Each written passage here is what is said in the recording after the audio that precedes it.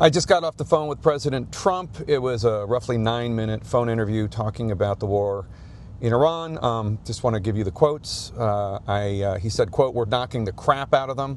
I think it's going very well. It's very powerful. We've got the greatest military in the world, and we're using it." I asked the president how long he thought this war might last. He said, "I don't want to see it go on too long. I always thought it would be 4 weeks, and we're a little ahead of schedule."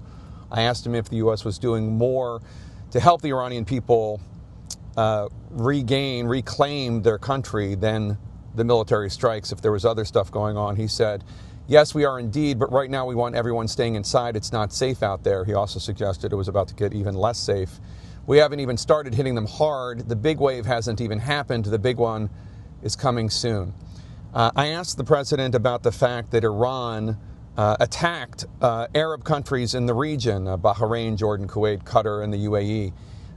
He said that that was the biggest surprise so far for him and his team. Quote, "We were surprised. We told them," meaning the Arab countries, "we've got this." And now they want to fight, and they're aggressively fighting.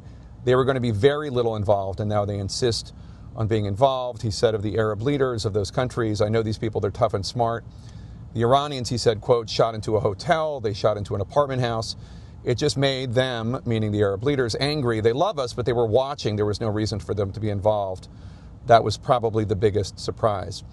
You have to understand they were living under that dark cloud for years, meaning the Iranian nuclear threat. That's why you could never have peace.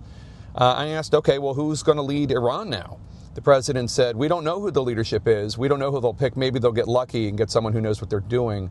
The Iranians, he said, lost a lot in terms of leadership because in the initial strikes, not only was Ayatollah Khamenei killed, but also 49 other Iranian leaders, he said. It was an amazing strike. They got a little bit arrogant by meeting all in one place. They thought they were undetectable. They weren't undetectable. We were shocked by it. They don't even know who's leading them now. We went down 49, he said, meaning 49 leaders on the leadership chart there. We don't know who's leading the country now. They don't know who's leading. It's a little like the unemployment line. The president said that they tried to make a deal with the Iranians, but we couldn't make a deal with these people. He said every offer was met with a walk back of a previous offer. They had all that enriched stuff, he said, referring to uranium. They looked at redoing it there. This is after the strikes last June. But it was in such bad shape, the mountain had basically collapsed. The president said, "This is the way to deal with Iran. We don't have to worry about agreements." He talked about all of the years, decades of killing and IEDs and all the destruction that Iran has wreaked on the United States and other countries.